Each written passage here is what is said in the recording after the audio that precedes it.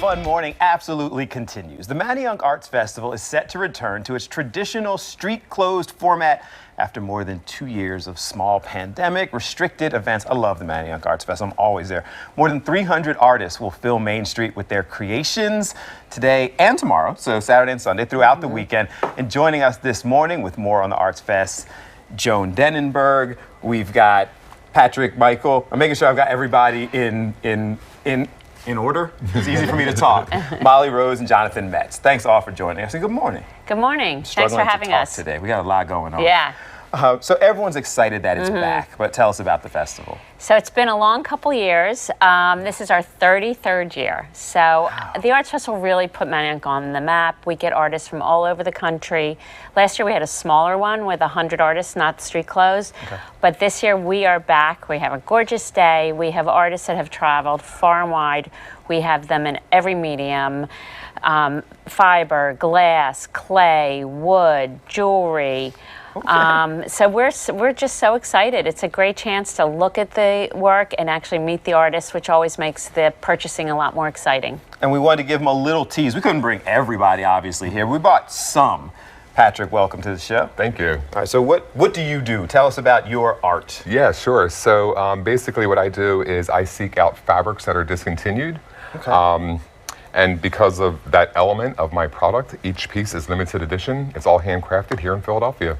Wow, looks like nice gifts. Yeah, thank you. I shouldn't ask this. Stuff's relatively affordable? Like someone like me could buy something? Sure, you could. Right. You didn't sound convinced. Let's keep moving down the line. Good morning. Good morning. So tell us what you do. Well, I am Molly Rose Post Jewelry, and I am a metalsmith. I use brass, copper, nickel, sterling silver, gold to create my designs, which are entirely made by hand. And I'm not going to ask, but you do a little bit of everything. A little bit of everything. I learned not to ask about pricing. My pricings are really accessible. Yeah, anybody could buy some beautiful jewelry from me. Nice. Yeah. I mean, I could even get on board gifts and what have you. And I have stuff for men as well. Nice. Jonathan, welcome, sir. How you doing? I'm doing really well, and I can see what you do, but explain to us. So this is a style called pyrography, so essentially burning your design or whatever work into the wood. Been into that for a little while now. Based in Manayunk, so I'm really happy to be part of the Manayunk Arts Fest. A lot of different products I have. You can see a few items right here that will be available online at the show as well, of course. My price points vary quite wide. I have small stuff here ranging anywhere between 20 to 50 to 60 bucks to something large enough like this. It's more of like a unique piece. The original obviously will be a little more expensive, but they're all available pricing for prints, canvas prints on my website, so a lot more affordable that way than the original. Coming back down this end, what's it mean to you, speak for everybody, I guess, to be able to get back out and interact with people and they can actually see and touch your artwork? Wow, it's so refreshing to be out and about in the festival world and to get that hands-on feedback from the customer right on the spot there. Yeah. That way I know if I should move in a different direction or not. You're nodding. It makes a difference to be right there with people. Totally agree, because you get to interact with your customer and see them, in my case, try on the piece of jewelry, wear it, see them look in the mirror, and then sort of get the opportunity to test your product, see what people like, see what people don't like, what might be better. And the Manayunk Arts Festival gives you this opportunity to meet tons and tons of different people to sort of, present yourself as the artist and as the face of your line.